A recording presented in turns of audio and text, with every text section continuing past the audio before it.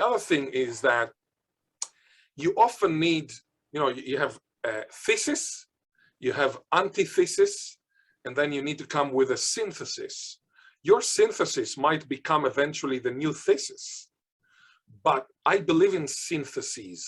In America, for example, at the beginning of the 20th century, when it comes to music, the thesis was classical music. It was white, played by white people. It was harmonious. It was, in order to be a pianist like Yuja Wang, you needed to study for many, many years, and it was the opposite of improvisation, Then came the antithesis. The antithesis was blues. It was black, meaning played by African Americans.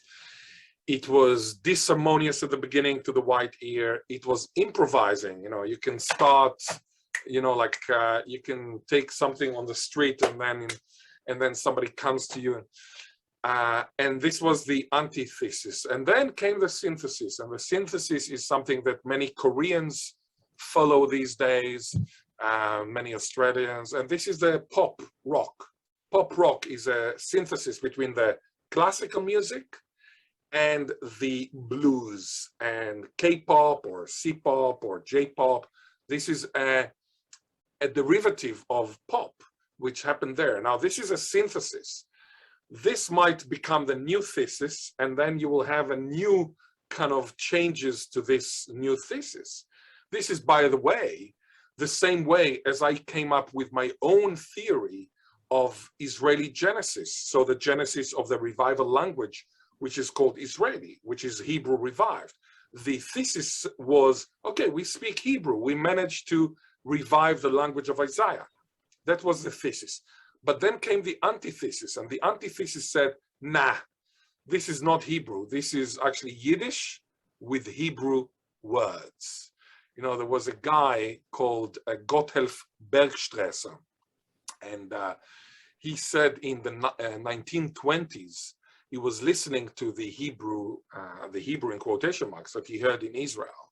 Yeah, this is 50 years after Ben Yehuda's son, or 40 years after Eliezer Ben Yehuda's son begins to speak Hebrew for the first time after 135 AD, when Hebrew became a sleeping beauty, because Hebrew became a sleeping or a dreaming beauty in 135 AD. So coming back to Bergstresser, he was a German. He came to Israel in 1928, I think, and he heard the Hebrew of the time. And he said that what he heard was a Hebrew that in reality is a European language, namely Yiddish, in transparent Hebrew disguise, with characteristics of standard average European and with peculiarities of specific European languages, like Yiddish, but with only totally external Hebrew character. Now, this is the antithesis. It said that Israeli, my term for the language that is my mother tongue, is not Hebrew reclaimed, but rather Yiddish, which is a Jewish language that we mentioned earlier, with Hebrew words. This was his antithesis. But then came your humble servant and published a book, which is this one, Israelit Safa Yafa, in 2008. And it was a revolutionary book. Why? Because here I argue that Israeli is neither Hebrew revived, nor Yiddish relaxified with Hebrew words, but rather a hybrid, which is based on both Hebrew and on Yiddish at the same time. It's a mishmash. It's a cross-fertilized language. Now, this synthesis, which is anti-monoparental, because the thesis is monoparental. Israeli has only one parent, Hebrew, and the antithesis is monoparental. Israeli has only one parent, Yiddish.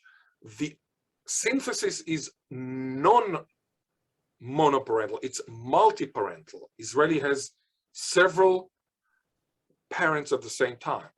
This synthesis is exactly the same evolution of ideas as happened with pop rock synthesizing between classical music and blues. So we need to have these synthesizings, and this brings us further. Now, of course, my synthesis hopefully will become the new thesis, subject to a totally different antithesis from a totally different angle that we have never thought about. For example, linguistic DNA. We don't know anything about linguistic DNA, but maybe they will find in 50 years linguistic DNA, and then they will challenge my synthesis, which will become the new thesis, etc. So this has to do with your question on how we can make a change. We can make a change within what we have. However, we need to add something that might eventually change the entire framework, but we cannot just destroy the framework that we have, because we have these constraints that are on us, unfortunately, and we must, unfortunately I say, because I don't like being compliant. I don't like following rules and following protocols or following procedures.